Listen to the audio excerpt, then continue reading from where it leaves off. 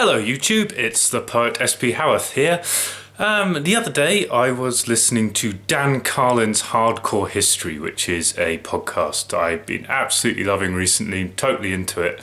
And if you haven't checked it out and you're into history, particularly bloodthirsty history, I really recommend it. It's hugely good fun, very informative stuff. He's got a presentation on there at the moment about the Assyrians, which I didn't previously know very much about. But it did remind me of a poem by my favourite poet, Mr. George Gordon Lord Byron. There he is in his dashing Albanian costume.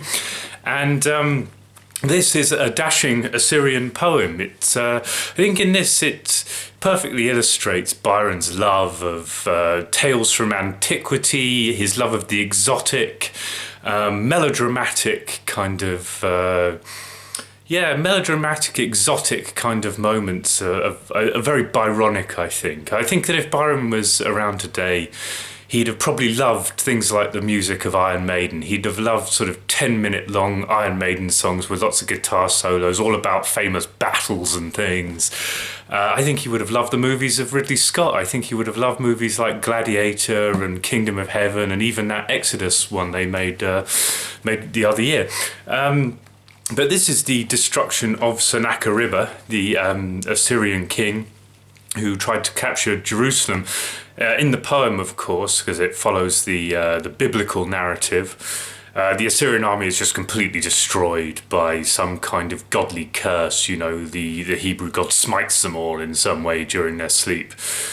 Unsurprisingly, the Assyrian chroniclers of this event tell a rather different story. They say they didn't bother to capture Jerusalem because the Hebrews paid them a gigantic tribute and they could just go home without losing a single man. So heavily disputed battle or non-battle, depending on who you believe.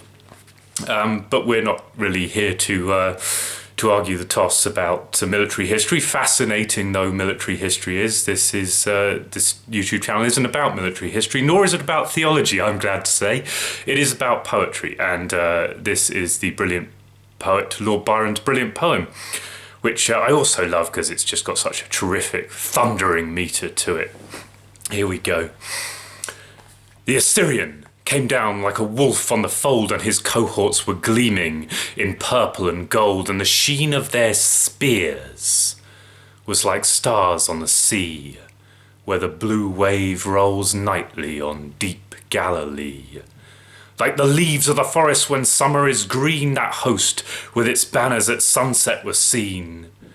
Like the leaves of the forest when autumn hath blown, that host on the morrow lay withered and strown, for the angel of death spread his wings on the blast and breathed in the face of the foe as he passed, and the eyes of the sleepers waxed deadly and chill, and their hearts but once heaved, then forever grew still. And there lay the steed with his nostrils all wide, but through it there rolled not the breath of his pride, and the foam of his gasping lay white on the turf, as cold as the spray of the rock-beating surf. And there lay the rider, distorted and pale, with the dew on his brow and the rust on his mail, and the tents were all silent, the banners alone, the lances unlifted, the trumpets unblown, and the widows of Asher aloud in their wail, and the idols are broke in the temple of Baal, and the might of the Gentile unsmoked by the sword, it hath melted like snow in the glance of the Lord.